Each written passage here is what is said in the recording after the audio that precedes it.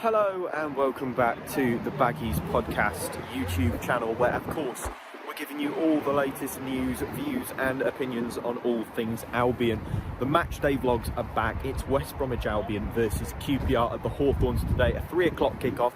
Easter Monday, always a really busy period, Easter in the EFL Championship calendar, especially Easter Monday, jam-packed with plenty of games. So yeah, really looking forward to this one. Not so much maybe after Friday's defeat to Rotherham, which was a dismal display away from home, but hopefully form at the Hawthorns can continue.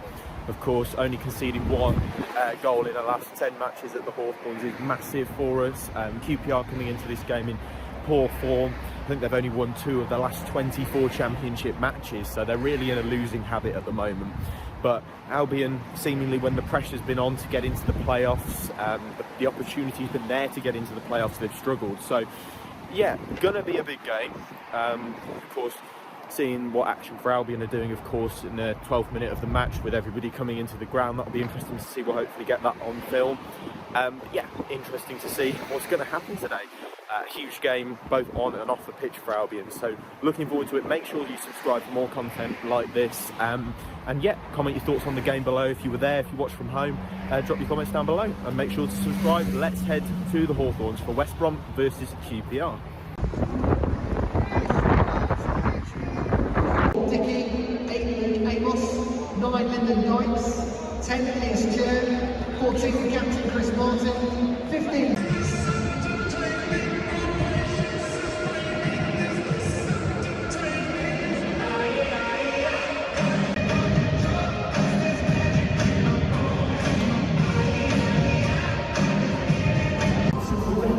We're here then at the Hawthorns for West Brom versus QPR this afternoon. Just the one change to the starting lineup. Daryl DK drops out of the team for Mark Albrighton. Of course, he started in a front 2 with Brandon Thomas-Asante against Rotherham. Didn't quite work out with those 2 in the front line, but possibility for Albrighton to come in and finally show us a bit of quality that he showed during his many years at Leicester, of course on loan for us the rest of the season. Interesting calls on the bench. Carl Bartley's not there at all, despite coming into the side against Rotherham during the second half, but Jason Malumbi, who wasn't due to be fit for another 3 to 4 weeks, is amongst the substitutes, so possibly a little bit of a return in him today, maybe a few minutes off the bench. Sounds like he's accelerated his progress in his recovery from injury, and is now ready maybe for a bit of action, possibly getting back into the first team. So yeah, looking forward to seeing how he gets on, if he gets on the pitch, because he's been a massive miss for us over the few games that he's missed. So yeah, looking forward to this one. It's West Brom versus QPR at the Hawthorns. Dicky, 8 Amos, 9 Lyndon Dykes, 10 is Joe, 14 captain Chris Martin, 15 number 6 Semi Ajayi, then number 50 Eric Peters, then number 17 Jen Wallace, then number 19 John Swift, number 21 Brandon Thomas-Asante, then number 22 Mark Albrighton, then number 25 Nathaniel.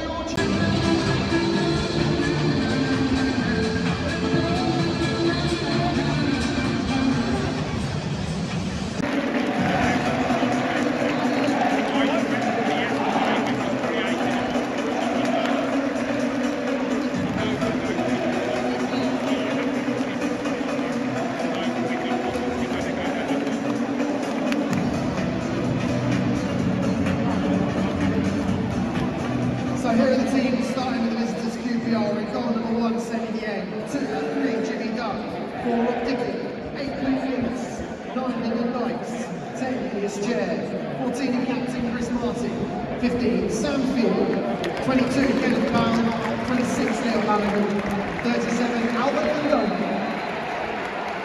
Okay, Hawthorns, let's see.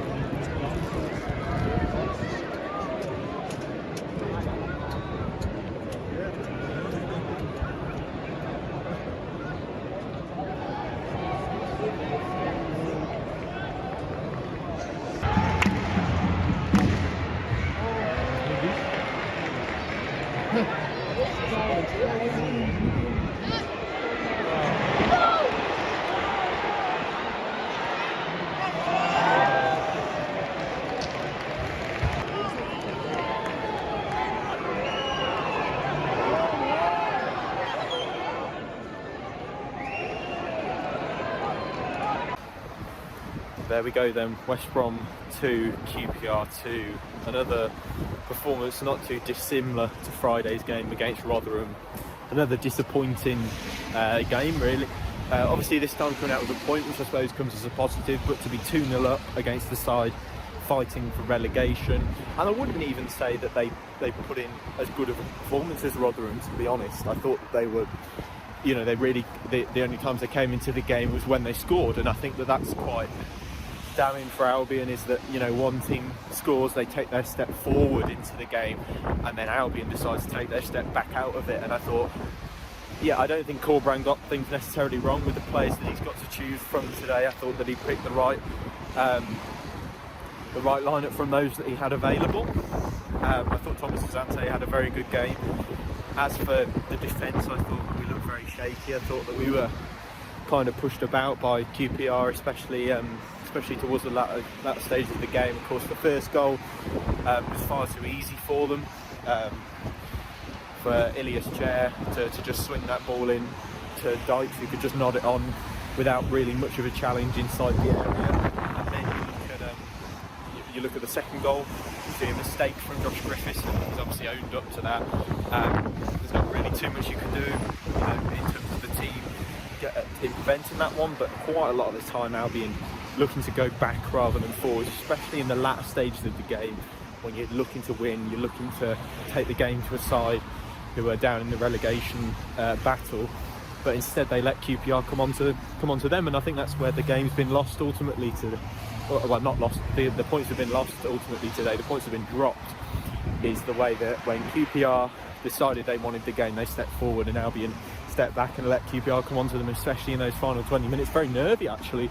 A couple of chances, I think it's Taylor Richards had a header just wide, can't remember the lad's name, on the edge of the box as well. Also had a volley which went just wide of the target. So they've had chances there, QPR, to possibly put the game to bed, and I thought that, yeah, another pretty poor performance. Midfield was very anonymous, and Chalobah and Gardner for large parts of the game.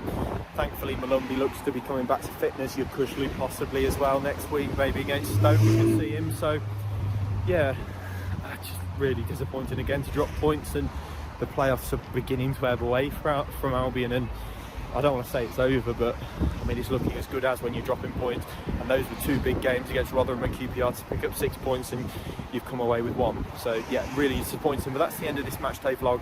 Thanks so much for watching. Make sure to subscribe for more content like this. Comment your thoughts down below on the game. I'll see you in the next one. Goodbye.